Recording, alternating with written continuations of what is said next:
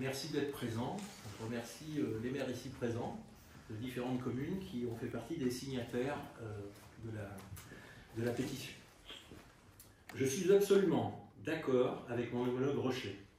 Le moment est capital pour définir l'avenir d'un équipement de santé essentiel à notre région.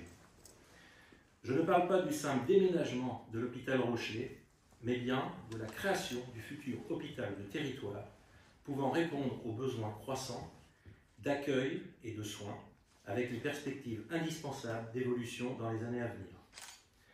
Nous avons besoin d'une vision collective et de long terme, et non d'une simple opportunité de déplacer un équipement ancien en reproduisant les mêmes écueils.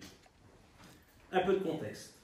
Après avoir perdu plusieurs années en visant une implantation contrainte sur le site du parc des expositions de La Rochelle, un courrier de l'Agence régionale de la santé a écarté cette possibilité. Les services de l'agglomération rochelaise ont alors fait plusieurs propositions de sites possiblement adéquats. Étré s'est naturellement porté candidate avec le site de Varèse. Oui, nous sommes toujours et depuis toujours favorables à l'accueil de cet établissement de santé. Moteur, nous avons d'ailleurs accompagné la direction de l'hôpital dans toutes les discussions et démarches auprès des propriétaires fonciers sur les deux sites. Le conseil de surveillance a décidé, sans réelle concertation et malheureusement sans associer la ville d'Étré, de choisir le site de DBM, dont acte. Le président de la CDA et maire de La Rochelle nous demande de ne pas refaire le match, au risque présumé de perdre le financement du nouvel hôpital, dont acte. Sauf que le match n'est pas fait. Les équipes sont sélectionnées, mais il nous reste à choisir le terrain. Quelles conditions nous permettrait de faire l'union sur cette proposition DBMA? De ne pas bloquer le dossier, comme on me le reproche si arbitrairement. Il nous faut garantir que les constructions seront raisonnables en hauteur, en surface, respectueuses du quartier et validées par des concertations avec les habitants. Il nous faut garantir que les stationnements et les circulations n'impacteront pas les quartiers nord de la ville, sans charger davantage l'avenue Simone Veil. Il nous faut garantir que le bruit généré par cet établissement et les moyens de secours n'impacteront pas les habitants. Il nous faut garantir que la construction d'un établissement de santé à proximité directe d'un site classé ICPE ne pose strictement aucun souci de sécurité. Il nous faut garantir la création d'une halte TER accessible dans les deux sens, au cœur du futur équipement, tant pour les salariés, les patients que les visiteurs. Car il est notre devoir de ne pas abandonner les territoires les plus éloignés et de rester exemplaires dans la dynamique du territoire zéro carbone. Il nous faut garantir que le futur site pourra suffisamment s'étendre pour accueillir à terme les agrandissements indispensables, la possibilité d'ajouter, par exemple, le passage en CHU. Il nous faut garantir que cet hôpital est projeté sur une vision longue et cohérente, sur les 30, 40, voire 80 prochaines années. Il nous faut garantir un budget réaliste face à l'enjeu. Le site de DBMA offre-t-il toutes ces garanties? Si oui, j'attends les réponses précises à toutes ces questions dans une prospective concertée. Aujourd'hui, personne ne les offre. Sinon, il serait peut-être temps d'étudier, comme nous l'affirmons depuis le début, une implantation sur le site de Varèse. Dans un cadre démocratique, exprimer une vision alternative, fondée sur le bon sens, objectivée et documentée, ne devrait jamais être perçue comme un risque, mais bien comme une démarche constructive et nécessaire pour prendre la meilleure décision. Cette ouverture au débat est essentielle pour garantir des choix éclairés dans l'intérêt de tous. Je vous remercie et je peux répondre à vos questions si vous le souhaitez.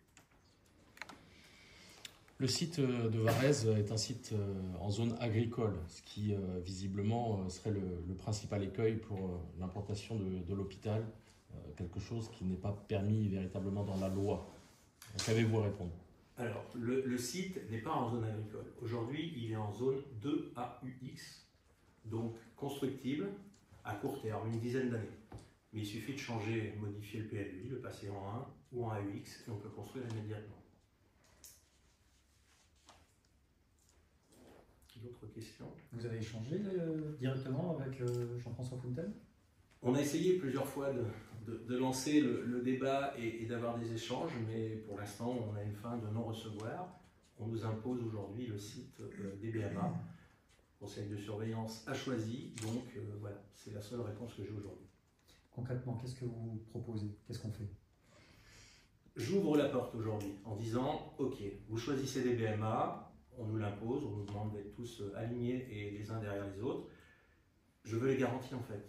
Qu'est-ce qui me garantit aujourd'hui que le site des BMA remplit tout? On l'a étudié, nous, à la mairie, nos services, depuis quelques années, et donc on sait que Varèse coche tout. Est-ce que des BMA le cochent? On n'a pas les réponses aujourd'hui. Aujourd'hui, au niveau soutien, au niveau de l'agglomération, comment ça se passe? Il y a combien de maires qui vous soutiennent? Au début, il y en avait 15. Au niveau, il y en avait 15 pour la signature. Je n'ai aucune défection aujourd'hui. Certains sont là, d'autres n'ont pas pu venir, m'ont fait des petits mails et des courriers. J'ai personne qui m'a écrit pour me dire je retire mon soutien. Et au niveau des députés, par exemple, est-ce que vous avez du soutien?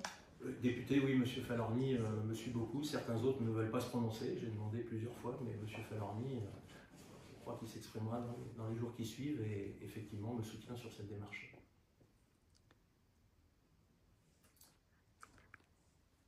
Des questions? Il n'y en a pas d'autres? Lors de la conférence de presse de vendredi dernier, Jean-François Fontaine a dénoncé un flou inacceptable de votre part à la préfecture lorsque François Bayrou était là. Quelle est votre réponse à ça? Il n'y a pas eu d'inacceptable. Le document est ici, je vous en ai réimprimé. Le courrier que j'ai lu, Monsieur le Premier ministre, en fait, explique ce que je viens de dire encore une fois. Et c'est une position, je viens de le dire, hein, une position divergente n'est pas un risque, en fait. C'est quelque chose qu'on doit étudier. Et je pense que c'est important de regarder toutes les possibilités. La mairie de La Rochelle, ou en tout cas Jean-François Fontaine en l'occurrence, vous accuse de mettre en péril le projet tout entier. Qu'est-ce que vous répondez à cela? Eh bien, pour moi, le projet n'est pas en péril. Je rappelle qu'on a perdu plus de 6 ans sur un entêtement sur le site de la Foire Expo. On a perdu déjà plusieurs fois cette opportunité-là. Et un projet de 50 à 80 ans, en fait, il ne se décide pas suite à un courrier de l'ARS qui dit que ce n'est pas possible. En quelques mois, des choix ont été faits, sans faire participer les diverses communes qui s'étaient proposées et sans aller au bout du projet, en fait. On ne profite pas d'une opportunité d'un terrain des BMA qui aujourd'hui n'est pas libre, qu'il va falloir déplacer aussi les entreprises pour dire allez, on y va, on le fait là, et on verra en fait. Ça va plus loin que ça. Je pense qu'un projet d'une telle envergure, on parle de 900 millions d'euros, voire le milliard, c'est de l'argent public, c'est-à-dire qu'on ne fait pas n'importe quoi, on ne fait pas l'hôpital du passé. Lors du conseil de surveillance, une motion qui a été votée, y compris par écrit. Votre première adjointe, c'est ce qu'a revendiqué Jean-François Fontaine. Alors, ce qui s'est passé dans le conseil de surveillance, c'est une telle pression. Vous voyez bien aujourd'hui l'ampleur que ça prend. Et la pression a fait que ma première adjointe, effectivement, qui est venue m'en parler aussitôt en disant voilà, Tony, il s'est passé ça. Eh bien, je la soutiens. C'est pas facile, en fait, de tenir la pression et ce qu'on nous impose n'est pas facile. Donc, je ne lui en veux pas pour ça. Et vous appelez à l'unité quand même? À l'unité, chez nous, nous l'avons. Elle a quand même signé la motion, elle a réaffirmé notre position, mais dans une autre instance, c'est pas toujours facile. On le voit des fois en conseil communautaire ou autre, c'est pas toujours facile de tenir face à ces pressions. Si vous arrivez à réorienter le projet, on risque de perdre l'agglo, on risque de perdre 1 ou 2 ans, vous assumez? Totalement, totalement. Je crois que le projet, je l'ai dit, hein, c'est un projet d'avenir qui est sur 50 à 80 ans. On est tous persuadés ici que Varèse sera construit un jour. Et donc, si on fait un hôpital sous prétexte qu'on a une opportunité sur des BMA et qu'on n'explore pas toutes les solutions, voilà. Mais si des BMA remportent toutes les objections et qu'on fait tomber toutes les barrières, en fait, on est capable de revoir notre position. Aujourd'hui, on n'a aucune réponse. Concrètement, on a la sensation, vu de l'extérieur, que des BMA, en fait, le principal obstacle, ce sont les riverains qui sont vraiment en hyper proximité. Si c'était un petit peu plus à distance, ça pourrait se faire. Il n'y a pas que les riverains, en fait. Il y a la surface. On parle sur Varèse de 35 hectares possibles. On est à 12 hectares là, et après on va s'étendre de l'autre côté de la rue, c'est-à-dire vers l'avenue, avec une route structurante qui passe au milieu, avec des choses comme ça. C'est pas envisageable, en fait. Un site hospitalier ne peut pas avoir une voie structurante qui passe au milieu. C'est très compliqué. Alors qu'à Varèse, le long de la voie ferrée, on n'a pas ce problème. Donc il n'y a pas que les riverains. C'est un ensemble complet. Mais j'attends les réponses à nos questions et au point de blocage. Parce que ça, c'est effectivement un blocage pour le maire d'Étruy. Et alors, vue de Salles, vue de Véry, vue de Châtel, vue de Sainte-Soule, vue de L'Houmeau, vue de Saint-Roch, quelles sont les raisons qui font que vous préférez que ça se fasse à Varèse plutôt que sur le site de DBMA? Parce que pour les usagers salésiens, ça ne changera rien.